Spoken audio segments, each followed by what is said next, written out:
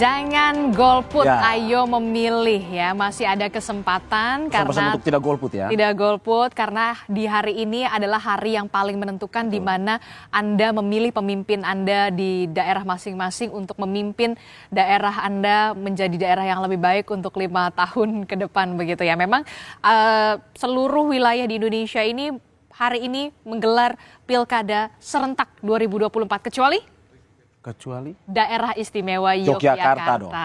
Jadi Dis, sebenarnya soal golput itu terakhir Litbang Kompas merilis bahwa memang sebenarnya pada bulan Oktober tingkat partisipasi pemilih itu meninggi. Jadi sampai 90% itu sesuatu yang dahsyat. Bahwa dari 70% di bulan Agustus meningkat sampai 90%. Jadi masyarakat ini memang ingin sekali berpartisipasi aktif untuk menggunakan hak suaranya.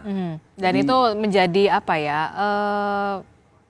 awalan yang baik lah. Ya. Awalan yang baik walaupun memang kalau kita lihat antara pilpres dan juga pilkada ini waktunya cukup berdekatan begitu ya. Betul. Nah kita juga jangan lupa karena kita juga punya hitung cepat Litbang Kompas di War Room. Ya. Nanti kita akan ajak Anda dan kami akan ajak Anda langsung ke War Room untuk melihat bagaimana situasi dan juga kondisi hitung cepat Litbang Kompas bersama dengan rekan saya Jihan Novitasari. Silahkan Jihan.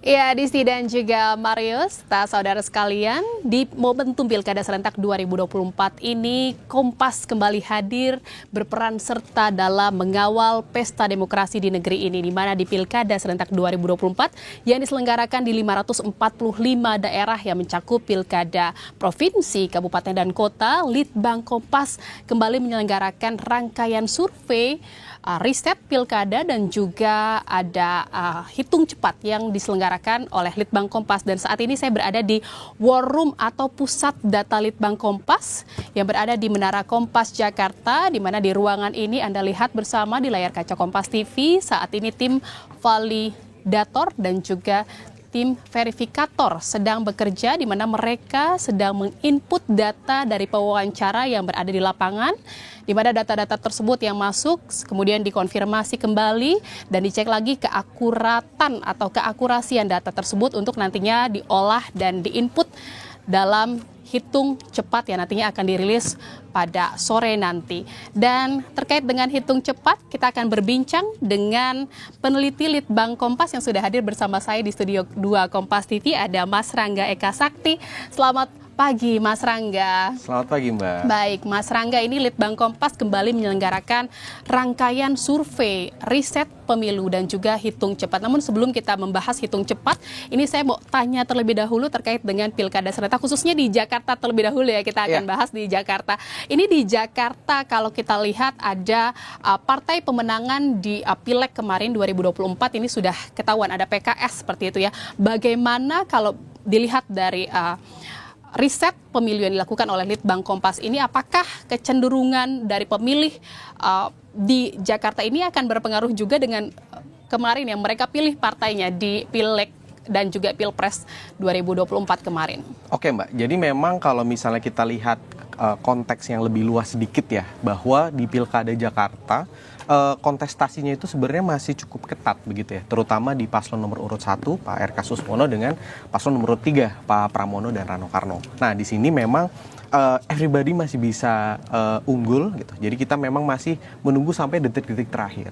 Cuman tadi menarik ya Mbak, ketika kita misalnya tadi membahas soal pileknya begitu ya, memang di sini kan kita melihat ada dua kubu yang diametral begitu ya. Di satu sisi ada kelompok Kim ya, kalau kita bisa bilang, termasuk di situ ada PKS, kemudian ada Golkar, Gerindra begitu ya, yang mengusung paslon nomor urut 1 begitu ya. R.K. Suswono. Betul. Nah, di sisi yang sebelah satunya begitu ya, itu ada PDIP sebagai salah satu partai yang juga perolehannya cukup besar di DKI. Nah ini kan juga menarik kan kalau kita misalnya lihat.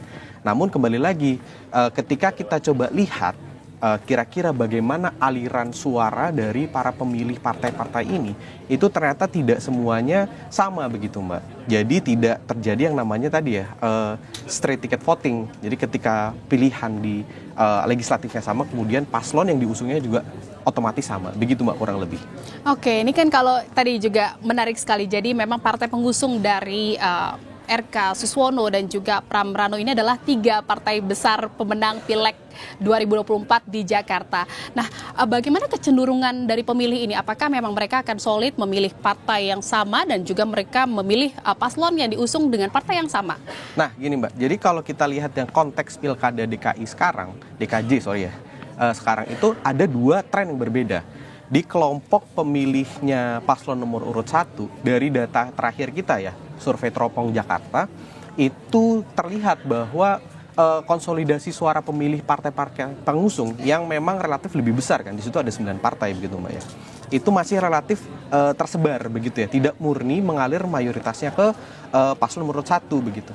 Nah, tren yang berbeda justru terjadi di paslon nomor urut 3. Meskipun hanya didukung oleh partai besarnya PDI ya, itu suaranya relatif lebih utuh masuk ke Pramono Rano Karno. Artinya suara atau pendukung dari PDP ini solid untuk mendukung Pram Rano. Betul. Nah, kalau kita tarik ke konteks pilkada sekarang, kontestasinya itu kan bagaimana memperebutkan undecided voters yang masih cukup besar di situ ya Mbak, sekitar 23,8%. Nah, dari 23,8% ini tantangan paslon nomor 1 dan nomor urut 3 tadi agak berbeda kan jadinya.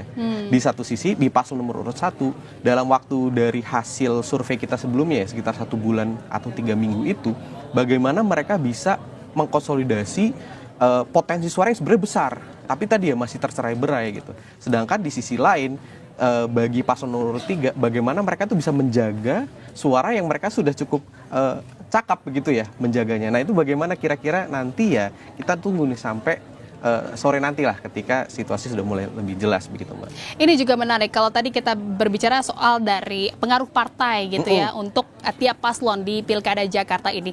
Ini juga ada endorsement, kita bisa katakan bahwa memang paslon nomor urut 3 Pram Rano ini juga dapat dukungan dari mantan gubernur Jakarta sebelumnya ada Anies Baswedan. Sementara kalau RK Suswono ini juga dapat dukungan dari Presiden Prabowo dan juga ada Presiden Jokowi. Nah, ini bagaimana, apakah memang endorsement dari tokoh-tokoh yang memang punya suara juga gitu ya, pencinta dan pendukungnya juga di Jakarta ini akan berpengaruh pada pilihan mereka pada paslon-paslon yang ada di Jakarta ini? Ya, jadi memang faktor endorsement itu bisa jadi salah satu yang bisa mendorong elektabilitas ya Mbak ya. Karena memang tadi ya, kalau kita coba lihat cukup besar juga proporsi, paling tidak sepertiga ya, itu proporsi orang yang perlu untuk diyakinkan begitu kan terhadap pilihannya, sehingga endorsement itu bisa jadi berpengaruh ke elektabilitas. Namun kita coba cek Mbak, ada 4 nama begitu ya yang kita coba cek di survei kemarin. Ada nama Pak Jokowi, ada nama Pak Prabowo, ada nama Pak Anies dan juga Pak BTP. Nah, dari situ memang terlihat variasinya ya, mulai dari Pak Jokowi itu sekitar 47% pertimbangannya, kemudian Pak Prabowo itu sekitar 50%, kemudian Pak Anies itu 46%, sedangkan Pak Ahok itu sekitar 39%. Nah, di sini kita bisa melihat bahwa tadi ya sekitar 24% masyarakat yang masih belum menentukan pilihan, itu kan terbagi Mbak. Ada kelompok yang memang dia relatif lebih dekat dengan kelompok muslim gitu misalnya. Ada kelompok yang mungkin dia lebih modern atau urban begitu ya. Nah, ini kemudian faktor endorsement tadi bisa saja berbeda-beda Mbak, pengaruhnya di tiap kelompok pemilih begitu. Kalau peluang dari masing-masing paslon ini dengan endorsement yang sudah mereka dapatkan ini bagaimana, untuk tadi kan ada masih banyak pendukung yang masih belum menentukan apakah harus memilih siapa paslonnya. Ini gimana dengan endorsement tersebut? Nah, endorsement tadi itu memang berfungsi untuk meyakinkan ya Mbak. Jadi kelompok-kelompok yang masih belum teryakinkan ini, nah itu tadi bagi kelompok yang mungkin relatif lebih dekat dengan kelompok yang muslim, mungkin endorsement dari Pak Anies Ini kan survei sebelumnya itu kita sebelum ada endorsement dan pergerakan-pergerakan dari tokoh-tokoh tersebut ya Mbak ya. Nah mungkin tadi ya kalau di kelompok yang muslim mungkin atau pemilihnya Anies sebelumnya begitu ya.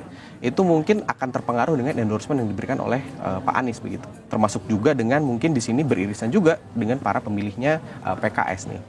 Nah itu kunci pertama. Yang kedua kita juga bisa melihat bahwa pengaruhnya Pak Jokowi dan Pak Prabowo ini juga masih cukup besar nih di sini, begitu kan. Jadi meskipun tadi ya secara angka itu variatif, taruhlah misalnya Pak Prabowo itu sampai 49,7% pengaruhnya, kemudian Pak Jokowi itu 47%. Secara angka lebih besar dibandingkan dengan Pak Anies. Kalau hitung-hitungan di atas Kertas. ya memang akan lebih banyak gitu ya mendukung. Betul, tapi bukan berarti kemudian itu langsung ditranslate atau ditranslasi menjadi elektabilitas. Karena tadi pengaruh dari endorsement ini di tiap kantong suara itu kan berbeda begitu Mbak. Nah kalau kita tarik lagi di kesimpulan yang sebelumnya ya bahwa tiap pemilih partai tadi kan tidak semuanya utuh begitu Mbak. Jadi setiap balong-balong pemilih ini itu berbeda nih faktor endorsementnya. Jadi bisa jadi at the end of the day secara angka mungkin beda, tapi kekuatannya bisa jadi masih berimbang nih. Begitu kesimpulannya Mbak. Oke. Jadi memang kita masih lihat gitu ya, walaupun Betul. memang kekuatannya sama kuat gitu ya. Partai pendukungnya juga sama-sama kuat di Jakarta untuk paslon nomor urut 1 dan paslon nomor urut 3 ini. Nanti kita lihat ini seperti apa nanti. Ini masih banyak berubah gitu ya, karena memang proses pemungutan suara juga masih berlangsung. Betul. Dan kita sekarang berbicara tentang nih jelang penghitungan cepat. Ini bagaimana Litbang Kompas melakukan penghitungan cepat di wilayah Jakarta, berapa banyak sampel yang memang disebar di TPS di Jakarta. Ya Mbak, jadi di Jakarta sendiri, kalau secara total ya dari Jakarta, Jawa Barat, dan lain-lain itu kan ada 1.600. Di Jakarta ini kita menyebar ada 400 TPS ya, dan itu kita coba ambil sampelnya secara multi-stage random sampling, kemudian kita jaga tingkat kepercayaannya ya 95%, margin errornya kita jaga di bawah 1% begitu. Dan dari situ memang terlibat ratusan bahkan hingga ribuan tenaga lapangan gitu Mbak, yang memang berkontribusi sekali gitu dalam menjamin dan menjaga hasil pilkada ini. Lagi-lagi kita informasikan juga bahwa memang hitung cepat yang dilakukan oleh Litbang Kompas ini untuk menjaga independensi dari hasil yang dikeluarkan nanti ini pendanaannya mandiri ya, secara mandiri dilakukan oleh Harian Kompas seperti itu ya. Baik, terima kasih atas informasinya dan juga perbincangannya Mas Rangga Eka Sakti, peneliti Litbang Kompas. Dan saudara, kita akan kembali ke studio bersama Adisti dan Mario. Silahkan. Terima kasih Jihan Novitasari, tadi sudah penjelasannya cukup lengkap begitu ya, bagaimana soal kerja-kerja yang sudah dilakukan saat ini oleh hitung cepat dari Litbang. Baik.